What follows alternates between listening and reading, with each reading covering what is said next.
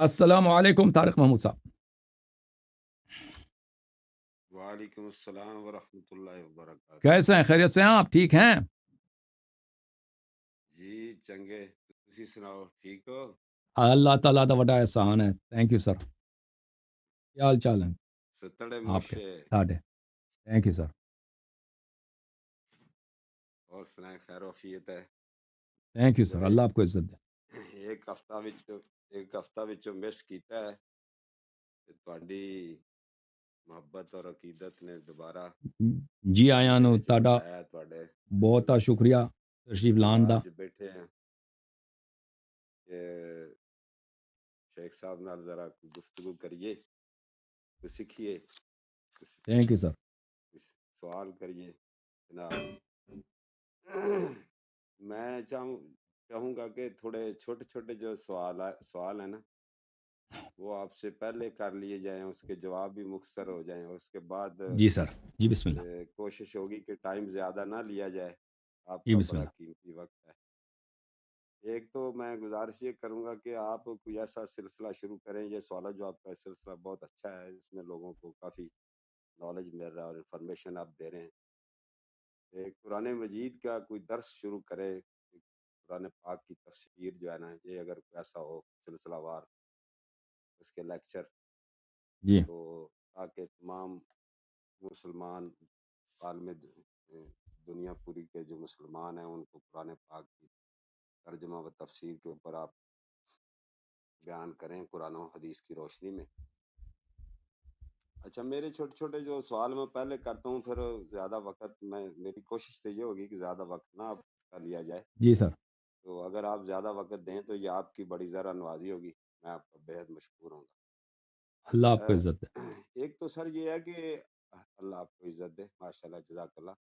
یہ آپ دعا کرتے ہیں حضرت امام مہدی علیہ السلام کے بارے میں کہ نہ، وہ ایک دعا ہے ان کے لیے فرض ہوں، وہ تھوڑا سا مجھے ذرا آپ ترجمہ آپ کر دیجیے گا ذرا سامعین کے لیے، کون سی دعا؟ ناظرین کے اللہم لیے. کن لولیک کا، اے اللہ یہ بھی اپنے کرتا ہوں ولی تو کے لیے. فرج ہوں ایک لفظ بولتے ہیں نا، وعجل فرجہ. ہاں وعجل. ہاں، وعجل وعجل. عجل بولتے ہیں جلدی، کسی کام میں جلد لے کے آنا، جلدی کرنا. فرج بولتے ہیں گشائش کو، روزی کو، نصرت کو. اگر آپ کی کوئی پرابلم ہے تو اس کی گشائش، اس کو بولتے ہیں فرج. وعجل فرجہ، جی جی یعنی آل محمد علیہم الصلاۃ والسلام کا حق ظالمین کے ہاتھ میں ہے. آل محمد علیہم الصلاۃ جی والسلام کا حق غاصبین کے ہاتھ میں ہے. یہ دنیا کی جو امامت ہے، دنیا کی حکومت ہے، یہ اللہ تعالیٰ نے اپنے اولیاء کے لیے جی مخصوص کیا. یہ اللہ کے اعداء کے لیے نہیں ہے، اللہ کے دشمنوں کے لیے نہیں ہے. اور رسول اللہ صلی اللہ علیہ وسلم کے وفات کے بعد آج تک آل محمد علیہ السلام کا حق دشمنوں نے غصب کیا ہے. اور پوری انسانیت جو ہے اسی درد میں، اسی مشکل میں، اسی تڑپ میں ہے کہ ایک منٹ کہ اہل بیت علیہم الصلاۃ والسلام جو اللہ تعالیٰ نے ان کو دنیا کا ہادی بنایا ہے. اہل بیت علیہم الصلاۃ والسلام کو اللہ تعالیٰ نے دنیا کے لیے ولی بنایا ہے کہ وہ اگر سب کچھ ان کے ہاتھ میں ہوں تو اہل بیت علیہم الصلاۃ والسلام کے ہاتھ میں ہو تو کیا ہوگا کہ دنیا میں کسی پہ ظلم نہیں ہوگا، دنیا میں کوئی بیمار نہیں ہوگا، کیونکہ اللہ تعالیٰ نے جتنی بیماریاں بنائی ہیں اس کے دوا بھی دی ہے. لیکن یہ دوائیں ڈاکٹروں کو نہیں معلوم. یہ بہت ساری چیزیں ہیں جو اللہ نے اپنے حبیب صلی اللہ علیہ وسلم کو دی ہیں. اور دنیا میں جتنے پرابلمس ہیں جی ان کے سب کا حل اللہ کے پاس موجود ہے، اہل بیت علیہ السلام کے پاس موجود ہے. اور دنیا میں جتنا کفر ہے، جتنا گناہ ہے، جتنے مثلا بیٹے باپ سے عاق ہو جاتے ہیں اور بیٹیاں ماؤں کے ساتھ کیا، یعنی دنیا میں جتنا ظلم ہے، ان سب کا خاتمہ اس وقت ہوگا جب لوگ اپنے ولی کو پہچانیں گے، دین کو پہچانیں گے، اور دنیا کے امامت اہل بیت علیہ السلام کے ہاتھ میں آئے گا. جب ہم دعا کرتے ہیں اللہم عجل لولیک الفرج، اللہم عجل فرجہ، اس کی گشائش کار کو، اس کی فتح و پیروزی کو جلدی پہنچا دے، جلدی پہنچا دے. تو یہ پوری انسانیت کے لیے دعا ہے. پوری دنیا کے لیے دعا ہے، اور آل محمد علیہ السلام کے لیے دعا ہے، اور امام عصر علیہ السلام کی دعا ہے، اور اس میں بہت ہی برکات ہیں، میں نہیں بتا سکتا۔ جیسا ہم درود پڑھتے ہیں نبی صلی اللہ علیہ وآلہ وسلم پر، اس کے برکات کتنے زیادہ ہیں، اللہم صلی علی محمد و آل محمد۔ اسی طرح امام عصر علیہ الصلاۃ والسلام پہ دعا کر، ان کے لیے دعا کرنے سے اتنے زیادہ برکات ہیں، اور انسان فوراً اس کو دیکھ لیتا ہے، یعنی ایک ایسا چابی ہے کہ فوراً دروازہ کھول دو، ایک ایسی چابی ہے، لیکن اس کی شرط یہ ہے کہ کثرت کے ساتھ زیادہ دعا کیا جائے، دعا کرے انسان، تو اس کے فوراً اس کے اثرات ظاہر ہو اللہم جاتے ہیں۔ اللہم صلی علی محمد و آل محمد وعجل فرجہ، اللہم عجل لولیک الفرج وعجل وعجل فرجہم، عجل جلدی لے کے آؤ۔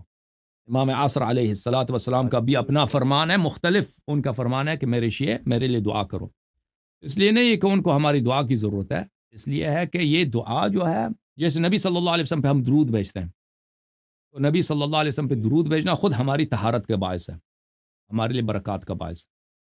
تو اس طرح یہ جو دعا ہے اہل بیت علیہم الصلاۃ والسلام کی نصرت و پیروزی اور ان کی دولت کریمہ، جو اللہ کا وعدہ ہے وہ آئے گا وہ دن، یہ جلد از جلد آ جائے، تو یہ دعا کا مطلب یہ ہے۔ جی سر، مزید پوچھیں۔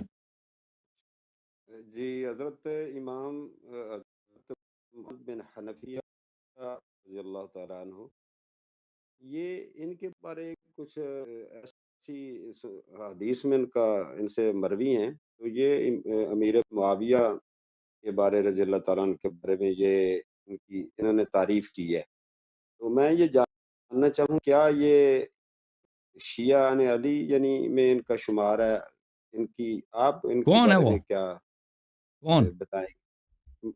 یہ امام حضرت محمد بن حنفیہ نہیں، یہ حضرت علی شریف محمد صاحب جو حنفیہ، جی وہ امام امیر حضرت المومنین علیہ السلام کے صاحبزادے ہیں، بیٹے ہیں۔ صاحبزادے ہیں، تو ان کے بارے میں تعریف ہے انہوں نے کہ جب امیر معاویہ کی تعریف کرتے ہیں نا، امیر شام، تو ان کا ذکر کرتے ہیں کہ انہوں نے ان کی تعریف کی ہے، یہ ہمارے اہل مجھے سنت میں نا، تو مجھے نہیں معلوم، دیکھیں یہ وہ کبھی اچھا معاویہ کے ساتھ راغب نہیں تھے، انہوں نے کبھی معاویہ کے ساتھ انہوں نے دوستی نہیں کیا ہے، محمد حنفیہ نے۔ محمد حنفیہ بہت بہادر دلیر انسان تھے، اور وہ جنگوں میں ساتھ تھے امیر المؤمنین علیہ السلام کے، صفین میں، جمل میں معاویہ کے خلاف انہوں نے لڑے ہیں۔ سفین، اچھا ہاں، تو اچھا سفین میں معاویہ جو ساتھ تھا تھے، جی بہت سیاستدان تھا، بہت ہی تیز آدمی تھا معاویہ، یعنی وہ بہت ہی چالاک تھا۔ جی تو کیونکہ امام حسن جی امام حسین علیہ الصلاۃ والسلام یہ معاویہ کے ایام میں زندہ تھے، امام حسن علیہ السلام کی شہادت ہے سنہ 49 کو، اور امام حسین علیہ السلام معاویہ کے بعد شہید ہوئے ہیں۔ تو ہو سکتا ہے معاویہ نے اس لیے تعریف کیا ہو کہ تاکہ ان کو اوپر چڑھایا جائے امام حسین علیہ السلام کے مقابلے میں، امام حسن علیہ السلام کے مقابلے میں، شاید اس طرح اس نے کوشش کی ہو، لیکن محمد حنفیہ نے کبھی اس طرح کی کوئی جرأت نہیں کیا کہ وہ اپنے آپ کو امام حسن اور یا امام حسین علیہ السلام کے سامنے ان کے متبادل کے طور پہ اپنے آپ کو انٹروڈیوس کریں، کبھی ایسا نہیں کیا انہوں نے، بلکہ وہ بہت تابع تھے، بہت عزت کرتے تھے، بہت ہمیشہ طاعت کرتے تھے اپنے بڑے بھائیوں کے۔ تو یہ مجھے اس بات کا علم نہیں ہے اچھا کہ معاویہ نے ان کی تعریف کی ہو، اور کس وجہ سے اس نے تعریف جی کی ہے۔ اچھا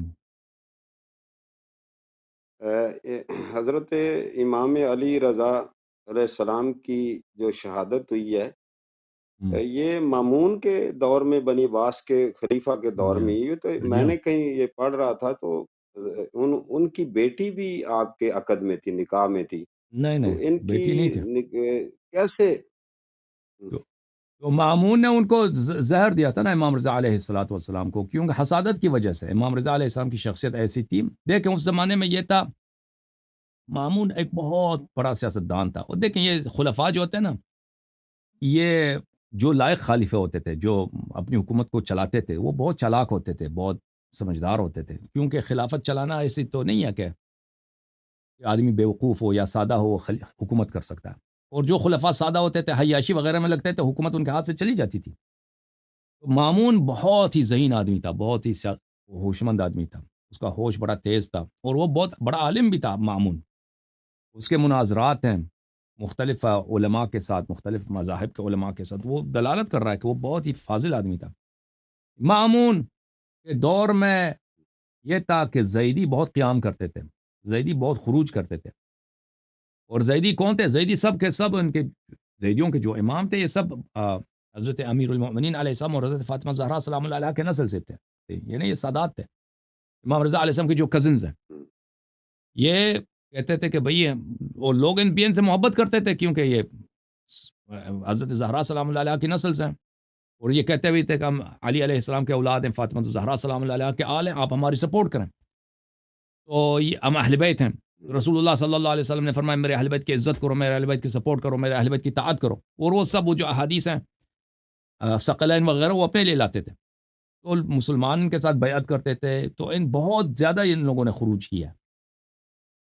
کیے یعنی لشکر لے کے آتے تھے مامون کے مقابلے میں، تو مامون کو یہ پتا تھا کہ یہ میرے لیے پرابلم ہے، یہ میرے لیے بہت بڑی مشکل ہے، تو مامون نے یہ کیا کہ اس فتنے کو کیسے ختم کیا جائے، اور اس زمانے میں امام رضا علیہ الصلاۃ والسلام جو سادات بنی فاطمہ میں بہت عظیم شخصیت ہیں، بہت نورانی شخصیت ہیں، اور شیعہ ان کو اپنا امام بھی مانتے ہیں، تو انہوں نے یہ کیا کہ اس کو اپنا ولی عہد بنایا، میرے بعد میں حکومت ان کو دے رہا ہوں، تو اس کا نتیجہ کیا ہوگا ہوں، کہ جو علویین ہیں وہ میرے سے جنگ کرنا بند کر دیں گے، اور مامون کو پتہ تھا، امام رضا علیہ السلام کے عمر میں مامون سے بڑے تھے، عمر میں ان سے بڑے تھے، یعنی یہ دنیا میں کہیں ایسا نہیں ہوتا کہ ولی عہد جو ہے اب بادشاہ سے عمر میں بزرگ تر ہو، امام رضا علیہ السلام کو بھی بخوبی پتہ تھا یہ ان کی چال ہے، تو اور مامون کا یہ بھی یہ خواہش تھی کہ مثلا بہت ساری باتیں جو خلافت میں پیش آتی ہیں ان کی ذمہ داری ان پہ ڈالا جائے کہ بھئی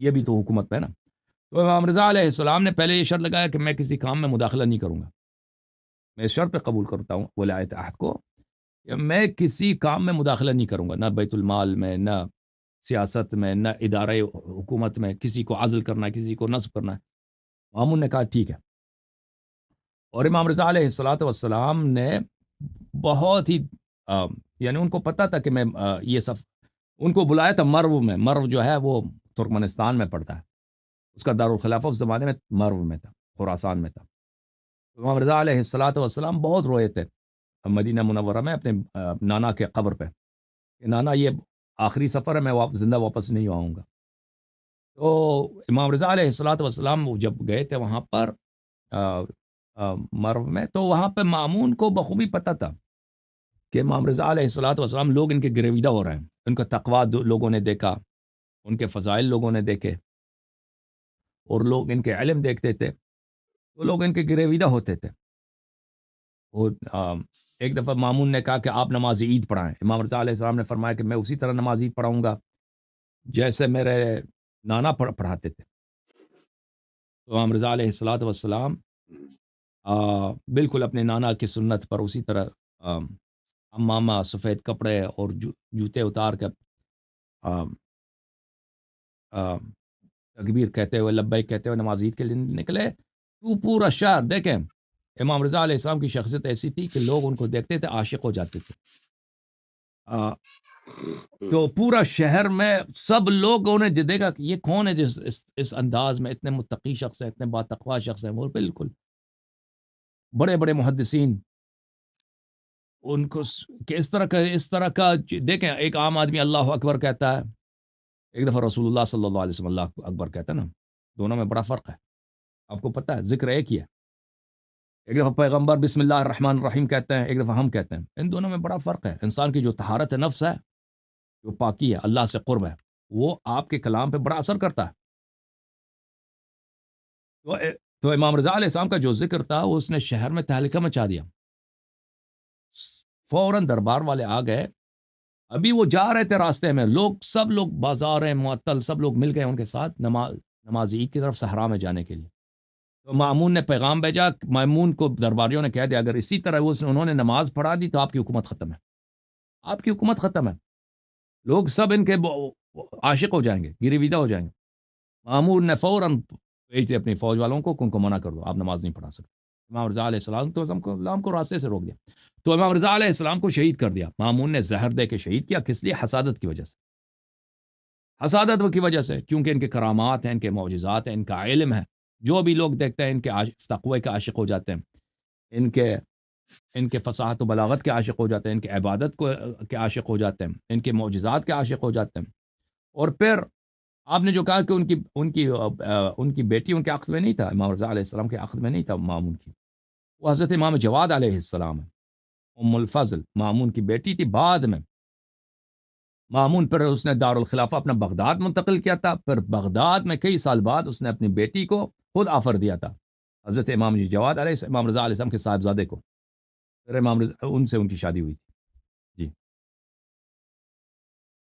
جی بہت شکریہ. اچھا آپ نے نا ایک دفعہ علی الحسن کی، میں ذرا اس موضوع پہ مجھے میرا ٹائم نہ ختم کر دیں کہیں. تو آپ یعنی کہ آپ حضرت علی شیر خدا حیدر کرار کے جو دورہ خلافت ہے 4 سال 9 ماہ تقریباً، جی یہ جو آپ کی ظاہر ہے خلیفہ رہے، حکومت انہوں نے کی، وہ کہ انہوں نے ساری یہ زندگی فتنوں اور یا کہہ لیں کہ جنگوں اور جدل میں اور اس طرح تکالیف میں مصائب میں ہی یہ نہیں انہوں نے گزاری ہے. تو انہوں نے جو حکومت کی ہے، آپ اس کو کس نظر سے دیکھتے ہیں کہ یہ حکومت اسلامی، یعنی کہ کیا ان کے آپ کے نزدیک کیا ہے وہ خلافت بالکل پوری خلافت ان ہے؟ کی خلافت، ان کی حکومت اللہ کی حکومت ہے، رسول صلی اللہ علیہ وسلم کی حکومت ہے، شرعی حکومت ہے. اس سے زیادہ شرعی شرعی حکومت کوئی ہے. ہو نہیں ہو اب سکتا. یہاں سے لیکن یہ ہے کہ وہ اپنے حکومت میں تنہا تھے. امیر المؤمنین علیہ الصلاۃ والسلام کے خلاف بغاوتیں بہت تھیں، خیانتیں بہت تھیں، غداریاں بہت تھیں. ہر صوبے میں بغاوت ہے ان کے خلاف. اور لوگ بھی ان کے جو جنہوں نے بیعت کی تھی، اکثر لوگوں نے بیعت توڑ دی ان سے. جی تو آپ نے علی الحسن سے گفتگو کرتے ہوئے کہا کہ اسلامی حکومت کے احکام نہیں ہے. جب ہمارے سامنے حیدر کرار علیہ السلام کا اسوہ موجود ہے، آپ کہتے ہیں اسلامی حکومت کا قیام کیسے ہو، کیسے کر سکتے ہیں؟ تو جب ان کا اسوہ موجود ہے کہ انہوں نے ان کی جو مطلب کہہ لیں آئین یا قوانین یا جنگ ہے یا جو بھی مطلب معاملات زندگی ہیں چلانے، تو وہ اس وقت موجود ہے، تو پھر آپ کیوں مخالفت کرتے ہیں کہ اسلامی حکومت کا قیام دیکھیں غیر شرعی ہے؟ دیکھیں ان کے اسلامی حکومت ہم بنا لیں، اس اس حکومت وقت اسلام نہ جی ہاں، اس وقت اس کا ہیڈ کون ہوگا؟ یہ شریعت میں ابھی اب حکومت اسلامی حکومت بنائے، اس کا ہیڈ کون ہوگا؟ اس ہیڈ کو ہم انتخابات کے ذریعے چنیں گے یا کسی اور طریقے سے چنیں گے، یہ معین نہیں ہے، بالکل غیر مجہول ہے. ابھی ہم اسلامی حکومت بنا دیں، ٹھیک ہے سر. یہ حاکم کے کتنے اختیارات ہیں یہ ہمیں نہیں معلوم. امیر المؤمنین علیہ الصلاۃ والسلام نے دیکھ انہوں نے حکومت کیا، لیکن ان کے حکومت کے قوانین کیا تھے وہ منقول نہیں ہے، تاریخ میں وہ مذکور نہیں ہے. ان کے کچھ خطبے مذکور ہیں. انہوں نے مثلا مصر میں مالک اشتر کو جب گورنر معین کیا ہے، تو وہاں پہ ان کا ایک لیٹر ہے، اس میں بہت ساری باتیں ہیں کہ تم انصاف کرو، تم لوگوں سے پیار کرو، لوگوں کی خدمت کرو. یہ باتیں قوانین نہیں ہیں. قوانین یہاں پر کہ حکومت کے اچھا ابھی دیکھیں حکومت کے قانون جو بنتے ہیں نا، یہاں پہ پارلیمنٹ ہوگا، انتخابات ہوگا، انتخابات نہیں ہوں گے. انتخابات کون رائے دے سکتا ہے؟ 18 سال کی عمر میں رائے دے سکتا ہے، 21 سال کے رائے میں دے سکتا ہے، مرد دے سکتے ہیں، عورت دے سکتے ہیں. عیسائیوں کو ان کو رائے دینے کی اجازت ہے یا نہیں ہے؟ اگر رائے دے دیں تو کن کن باتوں پہ رائے دے سکتے ہیں؟ اگر ہم شورا بناتے ہیں نا، مجلس شورا بناتے ہیں، مجلس پارلیمنٹ بناتے ہیں، تو اس کے کتنے چیمبرز ہوں گے؟ اس میں کون کون لوگ وہاں پہ ہمارا ممبر بن سکتا ہے اسمبلی کا؟ یہ سب چیزیں غیر معلوم ہے. یہ کسی شرعی کوئی حدیث ہی نہیں ہے، کچھ بھی نہیں ہے. تو آپ حکومت کیسے بنائیں گے جب سر میں اسلام عرض کرتا پھر ہوں نا اس کے یہ بھی تھوڑا. کوئی حکم نہیں ہے بھائی کہ آپ حکومت بناؤ. یہ بھی کوئی حکم نہیں ہے، کوئی حدیث، کوئی روایت، کوئی آیت، کوئی نہیں تو کچھ بھی سر نہیں ہے. ہاں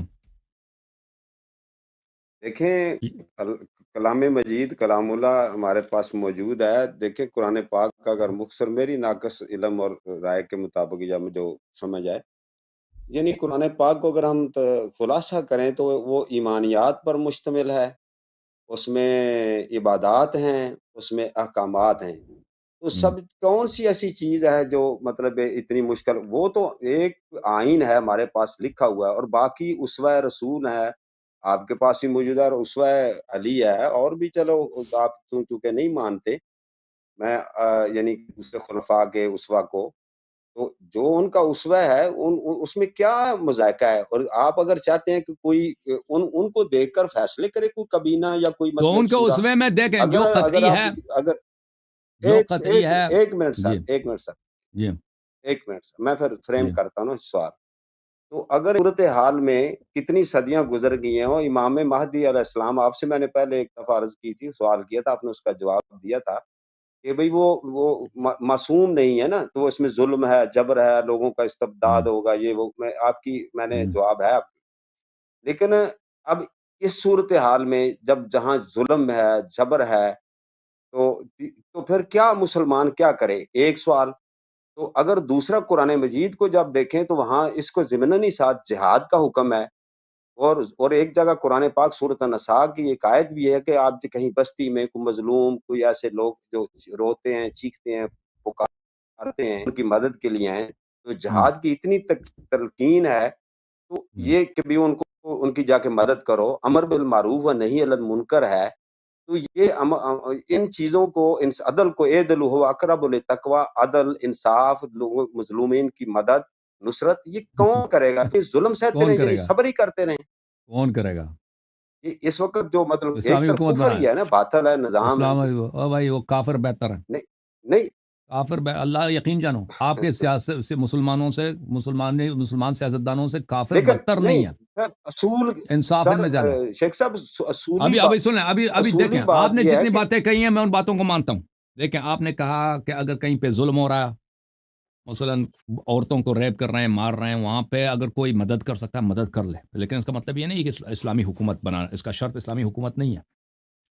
اگر کہیں پہ امر تو بالمعروف نہی اس عن المنکر وقت کا کیا ہے؟ ایک عورت مثلا کوئی نماز نہیں پڑھ رہا، اس کو نصیحت کرو کہ نماز پڑھو، یا لوگ مثلا شراب پیتے ہیں، آپ کوئی ٹی وی اسٹیشن بنا دو بڑے پیمانے پر، ٹھیک ہے نا، انڈیویجول نہیں، ہم ٹی وی اسٹیشن بناتے ہیں، وہاں پہ ہم لوگوں کو خطبہ دیں گے کہ بھائی یہ چیزیں حلال، یہ چیزیں حرام، یہ سب میں مانتا ہوں، یہ چیزیں میں مانتا ہوں۔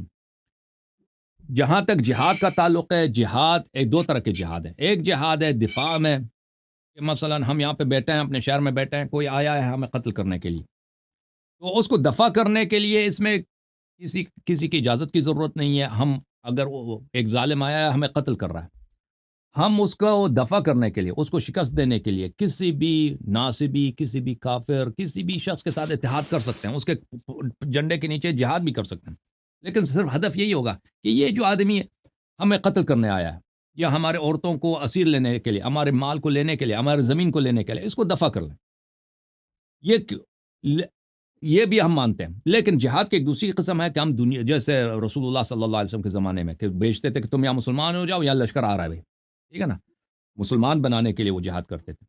تو اس طرح کے جہاد جو ہے بغیر امام معصوم کے ہم نہیں مانتے، اس کے احادیث بہت زیادہ ہے، شیعہ مذہب میں وہ نہیں ہے۔ لہذا جو باتیں آپ کہہ رہے ہیں یہ سب باتیں ہم مانتے ہیں، لیکن ان میں سے کسی کا لازمہ یہ نہیں ہے کہ ہم وہ چیز جو شریعت میں نہیں ہے، لیکن جو چیز قطعی ہے ہمارے مذہب میں وہ ہے کہ امامت، اطاعت امام معصوم کے لیے، اور حکومت بھی امام معصوم کا حق ہے جو نبی صلی اللہ علیہ وسلم کا خلیفہ ہے۔ اس کے علاوہ کسی اور کو یہ حق دیا گیا ہو یہ شریعت میں نہیں ہے، بلکہ شیعہ مذہب کا اساس ہی یہی ہے کہ غیر معصوم حکومت نہیں کر سکتا، حکومت کرے گا تو ظلم ہوگا۔ ابھی آپ کہہ رہے ہیں دنیا میں ظلم ہے، جی ہاں بہت ظلم ہے، اور اس ظلم کی وجہ اور اساس بھی اللہ نہیں ہے کہ اللہ نے ظلم کرا، اس کی وجہ یہی ہے کہ اللہ نے شریعت بھیجا ہے، امام بھیجا ہے، مسلمانوں نے اس شریعت کو تحریف کر دی، چینج کر دی، اور اس امام کو جو عدل کرتا ہے اس دنیا میں، اس امام کو ان لوگوں نے قتل کیا، یا کی بعد دیگر قتل کیا، اس کا ساتھ نہیں دیا۔ اگر اس امام کا ساتھ دیتے نا، امیر المؤمنین علیہ السلام کا، پھر امام حسن، پھر امام حسین علیہ السلام کا، 11 اماموں کا، مسلمان دنیا میں کفر ہی نہیں رہتا، ہر طرف دنیا گلستان بن جاتا، پورے دنیا میں کوئی کافر نہ رہتا۔ لیکن اس کی ذمہ داری مسلمانوں پہ پڑتی کہ مسلمانوں نے اپنے دین کے ساتھ یہ غداری کیا۔ ابھی دنیا میں ظلم ہے، اگر ہم حکومت بنائیں، ہم حکومت بنائیں گے، پہلی بات ہے ہم کس بنیاد پہ اس کو اسلامی کہیں گے؟ یہ دستاویز کیا ہوگا کہ یہ اسلامی حکومت ہے؟ اسلام وہ ہے جو اللہ اور رسول صلی اللہ علیہ وسلم نے بتایا، اہل بیت علیہ السلام نے بتایا۔ اللہ اور رسول صلی اللہ علیہ وسلم آپ کے کتب میں جاتے ہیں، قوانین نہیں حکومت بنانے کے، آپ کے کتاب میں کوئی علماء کے فتوے ہیں، وہ ان کے اجتہادات ہیں، وہ انہوں نے خود بنا دیے ہیں، سنت میں کچھ بھی نہیں حکومت کے قوانین، ٹھیک ہے نا۔ پھر آتے ہیں، بلکہ آپ کے قوانین کے، اگر آپ کے قوانین دیکھیں نا تو وہ تو ظلم زیادہ ہوگا، کیونکہ آپ کے حدیث میں جو ہے کہ حاکم ظلم بھی کرے، وہ شیطان بھی ہو، اس کی اطاعت کرو، وہ تو زیادہ ظلم ہوگا، اس سے تو انگریز بہتر ہے۔ انگریز کہتے ہیں اگر حاکم ظلم کرو اس کو کیا کرو، اس کو امپیچ کرو، ووٹ آف نو کانفیڈنس دے دو، اس کو ہٹا دو۔ ہمارے مسلمانوں میں تو اس کو گارنٹی ہے جتنا مرضی ظلم کرے اس کی طاعت واجب ہے، اس کے خلاف خروج کرنا حرام ہے، وہ تو ظلم زیادہ ہو جائے گا۔ آپ کی شریعت کو دیکھیں، شیعہ مذہب میں جب آتے ہیں نا، شیعہ مذہب میں کچھ بھی نہیں ہے۔ اور بھائی شیعہ اہل بیت علیہ الصلوۃ والسلام کے احادیث ہمارے پاس بہت زیادہ ہیں۔ یہ کتاب وسائل الشیعہ سب حلال و حرام کے اس میں چیپٹرز ہیں، اس میں ایک بھی چیپٹر نہیں ہے حکومت کے، ایک چیپٹر بھی نہیں ہے۔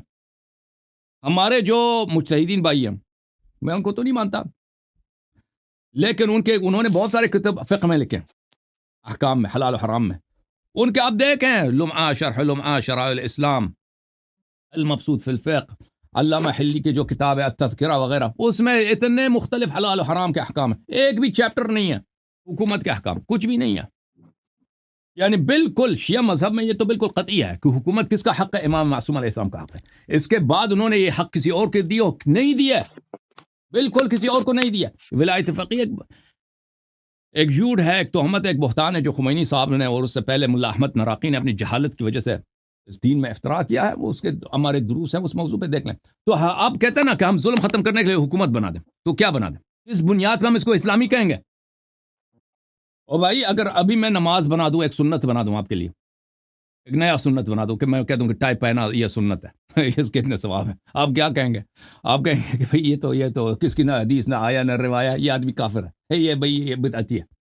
تو اگر میں حکومت بناتا ہوں، اس کے لیے ہزاروں ہزار قانون نہیں، لاکھوں لاکھ قانون درکار ہوتے ہیں، وہ کہاں سے لے کے آؤں گا؟ کچھ سب بدعتی اندر بدعت۔ تو دیکھو میرے بھائی، حکومت اسلامی کیا ہے؟ حکومت اسلامی ایک جہالت ہے، حکومت اسلامی یہ ایک سراب ہے، ایک جھوٹ ہے۔ اور پھر اس وعدے کے ساتھ، دیکھو یہ وعدہ ہے، دیکھو ان لوگوں کا کہ ہم حکومت اس لیے بنائیں گے کہ دنیا یا اپنے ملک میں یا یہاں پہ ظلم کمتر ہو۔ او بھائی اللہ آپ کا بھلا کرے، ظلم کمتر چاہتے ہیں انگریزوں کو واپس لے کے آؤ۔ صحیح بات یہی ہے، ظلم واپس، کیونکہ مسلمان ظلم نہیں کرے گا۔ ہاں، ظلم کمتر دیکھو، ہاں کافر بہتر ہیں اور یہ مسلمان۔ اب مولوی سب سے زیادہ جو لوگ آپ پہ جو ظلم مولوی آپ پہ کرے گا نا، جو قساوت کے ساتھ، یہ چاہے شیعہ مولوی ہے چاہے عمری مولوی، ان کے ضمیر میں تو رحمت ہے ہی نہیں ہے۔ ان لوگوں میں جو لوگ، آپ نے داعش کی حکومت دیکھی ہے، جو 2 سال انہوں نے حکومت کی موصل عراق میں، انہوں نے جو اسلام کو انہوں نے بدنام کیا ہے، پیغمبر صلی اللہ علیہ وسلم، قرآن کو پوری دنیا میں، یا طالبان کی جو حکومت ہے، بچیاں جو ہے اسکول نہیں جا سکتی۔ اور بھائی انہوں نے جو اسلام کے نام پہ وہ ابھی دیکھو میرے بھائی، یہی لوگ جو ہاسپٹل میں سوسائڈ بامبنگ کرواتے ہیں، اب یہ کس ضمیر میں ہے؟ یہ کون سے، یہ لعنت ہے ایسے جہاد پر۔ میں تو آج سے کافر ہوں بھائی، مجھے نہیں چاہیے ایسا اسلام، ایسا پیغمبر، ایسا قرآن نہیں چاہیے جس کا یہ ہے کہ تم ہاسپٹل میں جا کر یا بچوں کے اسکول میں جا کے تم سوسائڈ بامبنگ کرا دو۔ تو میرے بھائی یہ جو کہتے ہیں کہ ہم ظلم، اور بھائی یہ صرف شہوت ہے۔ یہ جو کہتے ہیں کہ ہم ظلم کے خاتمے کے لیے اسلامی حکومت بناتے ہیں، یہ صرف ایک شہوت ہے حکومت کرنے کی۔ لوگ ہر طرح سے، آپ کی رائے ہے نا، میرا یقین ہے، یہ صرف یہ لوگ شہوت ہے، یہ سب سے زیادہ ظالم یہی ہیں جو اسلام کے نام پہ حکومت کرنا چاہتے ہیں آپ پر، کیونکہ اسلام میں سوائے معصوم کے کسی اور کی حکومت ہے ہی نہیں۔ جو لوگ دوسرا کہے گا کہ میں یہاں پہ ظلم کے خاتمے کے لیے میں حکومت کروں گا، آپ کو یقین ہونا چاہیے کہ سب سے زیادہ ظلم وہی کرے گا، سب سے زیادہ ظلم وہی کرے گا۔ یہ شیخ آپ کی رائے ہے۔ ویسے اگر دوسری طرف مجھے بھی کچھ عرض کرنے کا موقع دیا جائے، اجازت چاہتا ہوں۔ ابھی آپ دیکھیں، ابھی آپ بتاتے ہیں نا، مولوی کو لاتے ہیں، مولوی دیکھیں نا، ابھی آپ مولوی کو لا دیں حکومت بنانے کے لیے، آپ کے پاس کیا گارنٹی ہے وہ ظلم نہیں کرے گا؟ میری سن تو لینا، ٹھیک ہے نا، ہم دیکھیں، ہم سیکولر حکومت، میں نہیں کہتا سیکولر حکومت ظلم نہیں کرتا، سیکولر پہ بھی لعنت ہے، ان سب پہ لعنت ہے، سیکولر پہ بھی لعنت ہے، مذہبی حکومت پہ بھی لعنت ہے، یہ سب غیر شرعی ہیں۔ میں تو نہیں کہتا کہ سیکولر بہتر ہے، میں یہ کہتا ہوں، یہ مولوی جو کہتے ہیں ہم آ کے یہ آپ کے جماعت اسلامی، اخوان المسلمین، خمینی صاحب، یہ لوگ کہ ہم اگر حکومت میں آئے ہم ظلم نہیں کریں گے، کیا گارنٹی ہے کہ یہ ظلم نہیں کریں گے؟ کوئی ہے گارنٹی کہ یہ ظلم نہیں کریں گے؟ کوئی گارنٹی نہیں ہے، ختم بات، ختم بات، ختم۔ یہ تو ہے، میں اور پھر کیسے اسلامی حکومت کیسے بنائیں گے؟ جیسے اسلام میں اس کے قوانین ہی نہیں ہیں، رولز ہی نہیں ہیں، انسٹرکشنز ہی نہیں ہیں، تو کیسے؟ کب اللہ نے ان کو مینڈیٹ دیا کہ تم حکومت بناؤ؟ تو کیسے اسلامی حکومت بنائیں گے؟ उसवा उसवा अली अमीरुल हैदर मोमिनीन करार अलैहिस्सलाम मौजूद ये नहीं? है कि इमामत मखसूस है मासूमीन के लिए। अमीरुल मोमिनीन अलैहिस्सलाम ने कभी नहीं कहा कि नहीं, जब तुम्हें मौका मिले तुम मैं हुकूमत बना लेना। श शेख लेट मी कंप्लीट, मुझे भी जी मौका साहब। दें। जी बिस्मिल्लाह, आप चाय बिस्मिल्लाह। पिएँ ज़रा, थोड़ा तहम्मुल से हो जाएँ।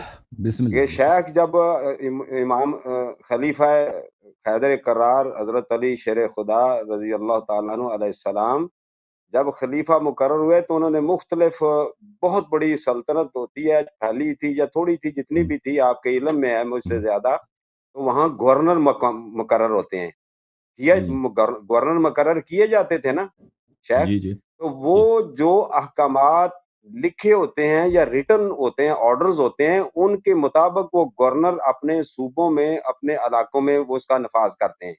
जी। उस वक़्त भी था, और उनके जितने भी कवानीन या जो भी मामलात थे, ज ज जिसमें अदल था, निकाह और तलाक था, मन मका कुरान मजीद में हर चीज़, तो मैं अर्ज़ कर रहा हूँ, ईमानियात तो लाउड एंड क्लियर है।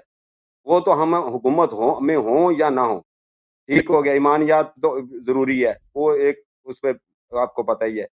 उसके बाद आ जाते हैं जनाब इबादात। इबादात भी हमारा नमाज़, रोज़ा, हज, ज़कात, जो भी मतलब सदका खैरात, वो भी लाउड एंड क्लियर है, उसमें कोई डाउट नहीं है। अहादीस की रोशनी में आइम्मा अतहार की फरामीन मौजूद हैं कि किस तरह सदका करना है, किस तरह कूलुन नास हुस्ना बात करनी है, तरीका करना है, ठीक हो गया। आगे तीसरी बात ये है कि जब ये जो मामलात है लोगों के साथ जुड़े जो होते हैं, उसमें भी आप कहते हैं कि आइम्मा अतहार की पूरी तालीमात मौजूद है।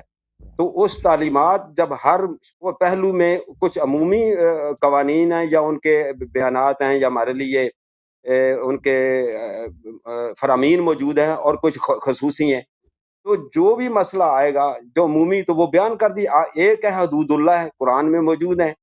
उसके बाद आ जाती हैं ताज़ीरात है। ताज़ीरात में है कि वो उसमें छूट है। उसमें ताज़ीरात में मौके के मुताबिक जो उसवर उसवा ताज़ खलीफा हैदर करार या भाई दीगर साहब, मतलब से मिल ताज़ीरात सकता जो है। है ना, तो इसमें कौन-सा मुश्किल मैं कहता हूँ, देखें कौन-सा ऐसा मुश्किल अमल है देखें जो ताज़ लोगों की फलाह व बहबूद के लिए हम नहीं करते, और ये काम हम कुफ़ार को या देखें दीगर मतलब गैर इस्लाम या जो कलमा गो नहीं ता है उनको दे दें। ताज़ीरात जो है ना मसलन एक या हुदूद जो है, एक आदमी ने शराब पिया उसको कितने कोड़े पड़ने चाहिए, या एक आदमी मसलन फलान काम किया उसकी सज़ा क्या है, इसके लिए वो इस्लामी हुकूमत की ज़रूरत नहीं है।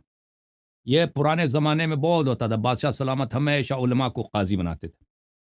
हाँ, बादशाह सलामत, बल्कि अभी कनाडा में, आपका जो कनाडा है, इतना सेकुलर मुल्क है, वहाँ पे बहुत सारे सूबों में वहाँ पे इस्लामी तलाक और निकाह के अहकाम इस्लामी अहकाम हुकाम की वो पैरवी करते हैं। जो शरीयत में है, वही जारी करते हैं। आपके इंडिया में, आपका इंडिया वहाँ पे हिंदुओं की हुकूमत है। वहाँ पे मुसलमानों के दरमियान जो तलाक, निकाह के मसाइल हैं या मसलन विरासत के मसाइल हैं, वो इस्लामी शरीयत के मुताबिक, उसी के मुताबिक चलते हैं। ठीक है ना? तो ये जो महदूद चीज़ें हैं कि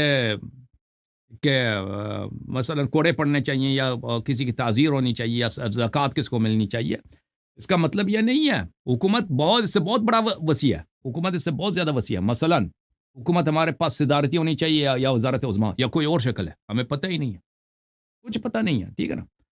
बिलख़ुसूस आपके आपके मज़हब में तो इस्लामी हुकूमत का नाम ही ना लेना, क्योंकि आपके तो अहादीस मुतवातिर है आपके पास कि वो बादशाह सलामत जितना ज़ुल्म भी करे उसको बर्दाश्त करो, उसको आप कुछ नहीं कह सकते। नहीं, वो तो कोई वो शेख वो अगर उससे तो मैंने कह दिया काफ़िर बेहतर है। उससे तो काफ़िर बहुत बेहतर है कि बादशाह नहीं, शैतान भी हो तो उसकी बात सुने सुनो।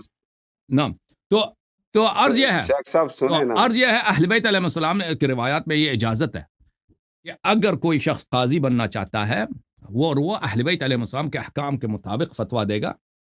वो पुराने ज़माने में बहुत होते थे ऐसे, उलमा होते थे, मसलन शेख हुर्र आमली रहमतुल्लाह अलैह हैं, वो सफ़विया के दरबार में क़ाज़ी क़ुज़ात थे। वो अपने अहादीस के मुताबिक मसलन कोई निकाह का है, तलाक का मसला है या कोई वो चोरी किया किसी ने, उसी के मुताबिक वो फ़ैसले सुनाते थे। अल्लामा मजसी रहमतुल्लाह अलैह, बहुत सारे लोग थे इस तरह। उसको हम मना नहीं करते, लेकिन उसका मतलब ये नहीं है कि ये इस्लामी हुकूमत है। इस्लामी हुकूमत इससे बहुत बड़ा है, यानी सबसे पहले ये होगा कि हुकूमत करने का हक़ किसको है? सबसे बड़ा लड़ाई तो इसी पे है ना कि वज़ीर-ए-आज़म या सदर कौन होगा? तो शरीयत में ये मुशख़्ख़स तो ही नहीं है।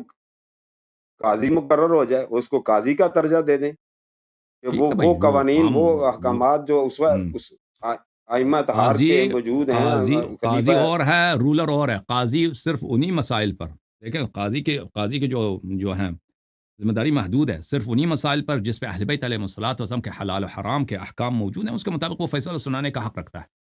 اس کے لیے حکومت کی ضرورت بھی نہیں ہے۔ اگر امام جعفر صادق علیہ السلام کے زمانے میں اور حکومت نہیں تھی، امام جعفر صادق علیہ السلام نے فرمایا کہ شیعوں کو حق نہیں ہے کہ سرکاری قاضی کے پاس چلے جائیں، شیعہ راوی حدیث کے پاس چلے جائیں، اور شیعہ راوی حدیث ان کو جو فیصلہ سنائے گا وہی نافذ ہے، ٹھیک ہے نا؟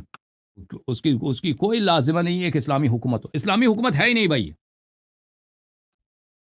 اسلامی حکومت دنیا میں، اسلامی حکومت کا اسلام میں نہیں ہے، سوائے امامت کے علاوہ حکومت نہیں ہے۔ جو نبی صلی اللہ علیہ وآلہ وسلم سے ہے قرآن میں، وہ صرف امامت ہے، اس کے علاوہ نہیں ہے، کچھ بھی نہیں ہے۔ وہ باقی علماء آپ کے اس میں شہوات ہیں۔ آپ اس میں منفرد ہیں اس وہ رائے میں، دکھائے نا پھر مجھے، یا کہ کوئی مجھے کو یہ حوالہ بھائی دے؟ یہ بخاری ہے اور یہ مسلم ہے اور قرآن مجید بھی ہے نا، وہ دکھائے مجھے، وہ چیپ قوانین کا دکھائے مجھے، وہ صحیح ستہ ہے وہ دکھائے مجھے، معجم کبیر طبرانی ہے وہ دکھائے مجھے کہ کتنے احادیث ہیں آپ کے پاس اسلامی حکومت کے قوانین پر۔ کچھ بھی نہیں ہے، سوائے یہی ہے کہ بھائی دیکھیں، آپ جو اسلامی حکومت بنائیں گے نا وہ بنے گی نہیں۔ پہلی بات یہ ہے کہ خلیفہ کو قریش سے ہونی چاہیے، کسی اور قوم سے نہیں بن سکتا۔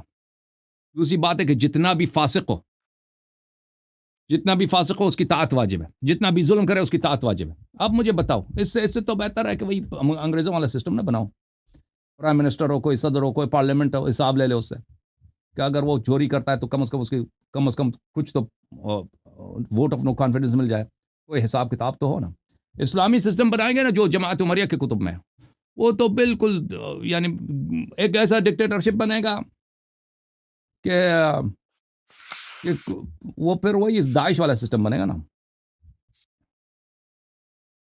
اوکے میرے بھائی عزیز، اجازت دو، خدا آپ کو جزائے خیر دے، بہت سارے لوگ منتظر ہیں۔ اچھا اچھا، طارق صاحب، ایک آپ نے نا سورت حجرات کی آیت کا ترجمہ کیا تھا شیخ صاحب، کہ اس میں لفظ جو آیا تھا وہ میں ذرا ایک سیکنڈ اس کی ذرا تشریح آپ سے سمجھ لوں، بس آخری آپ سوال بتا دیں۔ ہے طارق بھائی، ٹھیک ہے نا؟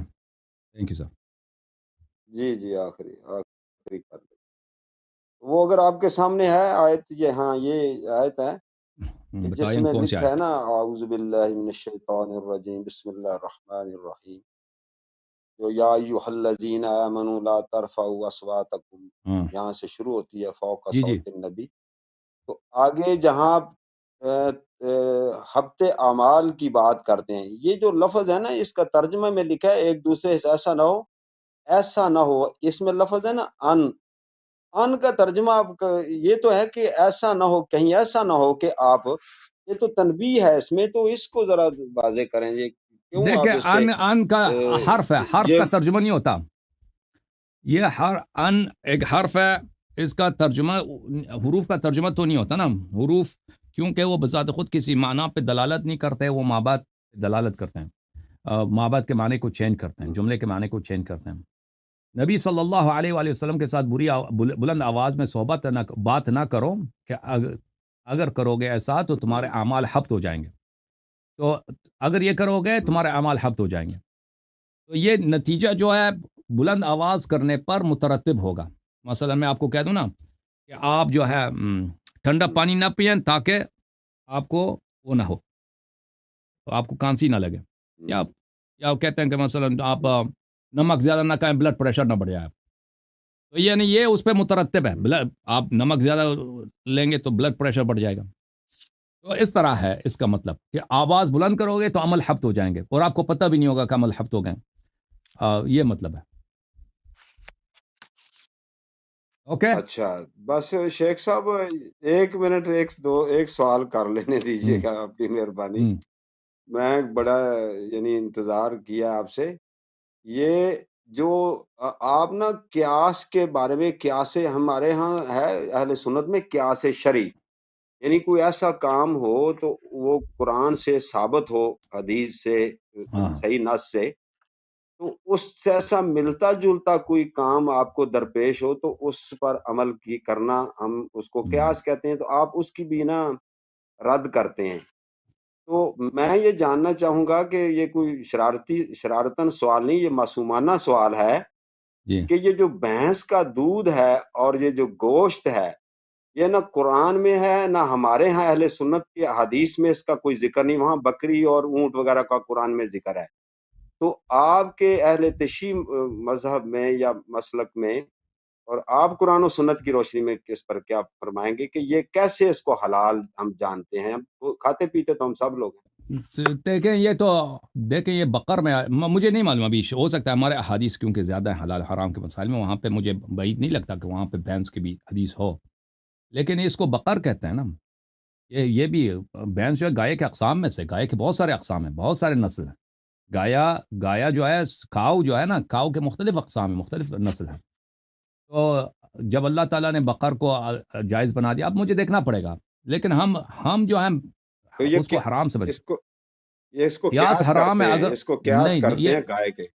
نہیں یہ قیاس نہیں ہے، اگر دیکھیں اگر قیاس ہے تو یہ حرام ہے۔ قیاسی مسئلہ ہے، شیخ اس پر قیاس کر لیجئے گا قیاس تو اگر کوئی چیز کسی چیز سے ملتا جلتا ہے نا، ابھی دیکھ آپ ابھی ایک آدمی چور ہے، اس کا شکل آپ سے ملتا جلتا ہے، آپ کو پکڑ کے آپ کا ہاتھ کاٹ دیں، ٹھیک ہے نا؟ یہ تو میں نے کئی دفعہ آپ سے اب سن لیا ہے قیاس نا، کرتے ہیں، تو قیاس مجھے کر لیں۔ چور نہ ابھی جو نہیں، بھینس کی آپ جو بات آپ کر کے رہے ہیں ہاں نا، کوئی ایسا ابھی مجھے نہیں معلوم وہ کوئی حدیث ہوگی اس کی، میں دیکھ لوں گا انشاءاللہ، مجھے یاد رہا تو میں دیکھ لوں گا، ٹھیک ہے نا؟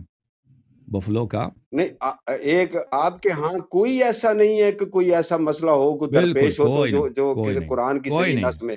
بالکل نہیں، اگر کوئی چیز اچھا، ایک ہم نے کہا دیکھیں اگر ایک کہ عام کیٹیگوری ہے نا، ایک اجازت دے دیں، ایک عام کیٹیگوری ہے، ایک عام کیٹیگوری ہے کہ اس کے اندر بہت سارے اقسام آ جاتے ہیں نا، اب مثلا بقر حلال ہے، بکری حلال ہے، اب بکری کے دنیا میں ہزاروں نسل ہوں گے، ٹھیک ہے نا؟ یا وہ مچھلی جو سمندر سے نکلتی ہے جس کی کھال میں فلس ہوتا ہے، اسکیلز ہوتے ہیں، وہ حلال ہے۔ اب اس میں ہزاروں ہزار کے مختلف اقسام آتے ہیں مچھلی کے، وہ سب حلال ہے۔ اگر وہ جنرل کیٹیگوری میں شامل ہے تو ایک قیاس نہیں ہے۔ اگر اس جنرل کیٹیگوری میں شامل نہیں ہے، اس سے ملتا جلتا ہے، یعنی یہ بذات خود ایک مستقل چیز ہے، اور وہ جو منصوص ہے وہ ایک مستقل چیز ہے، تو وہ قیاس حرام ہے، وہ قیاس نہیں کر سکتے۔ پھر وہاں پہ آپ وہ جو منصوص کا حکم ہے اس دوسرے پہ سرایت نہیں دے سکتے اللہ اس کو۔ اکبر، اوکے، تھینک یو سر، اللہ آپ کو جزائے خیر دے۔ بہت شکریہ، بہت اوکے شکریہ میرے جی، بھائی، جزاک میرے اللہ۔ بھائی، اللہ آپ کو عزت دے، تھینک یو۔